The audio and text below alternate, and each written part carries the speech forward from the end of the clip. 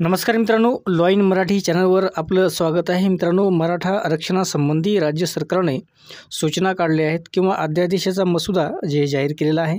मित्रांनो, अध्यादेश हे कायद्यात कधी रूपांतरित होते किंवा त्याची प्रक्रिया काय असते या संबंधीची माहिती आपण या व्हिडिओमध्ये पाहणार आहोत.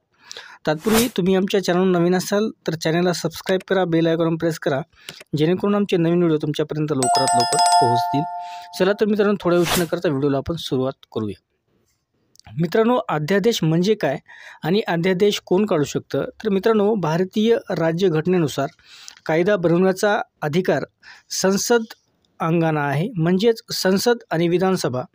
मात्र जेव्हा संसदेचे किंवा विधानसभेचे अधिवेशन सत्र चालू नसते तेव्हा आणि काही नियम तात्काळ लागू करणे आवश्यक असते, तेव्हा देशात राष्ट्रपती अध्यादेश काढू शकतात व राज्यामध्ये राज्यपाल हे अध्यादेश काढू शकतात किंवा वटहुकूम काढू शकतात. मित्रांनो, वटहुकूम हा कायदा असतो. सर्वोच्च न्यायालयाने स्पष्ट केल्याप्रमाणे अध्यादेश लागू करणे हा केवळ अत्यावश्यक प्रसंगी वापरण्याचा अधिकार आहे.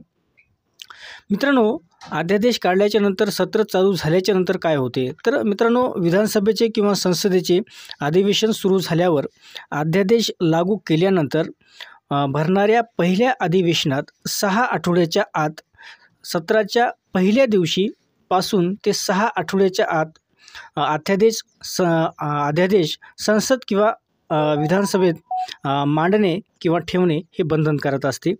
संसदेला किंवा विधानभवनाला सदरचा अध्यादेश मंजूर किंवा नामंजूर करण्याचा पूर्ण अधिकार आहे. या व्यतिरिक्त राष्ट्रपती किंवा राज्यपाल हा अध्यादेश मागेही घेऊ शकतात. परंतु हा अध्यादेश संसद किंवा विधानसभेच्या सत्रात पहिल्या दिवसापासून ते 6 आठवड्याच्या आत मंजूर करणे किंवा नामंजूर करणे हे आवश्यक असते.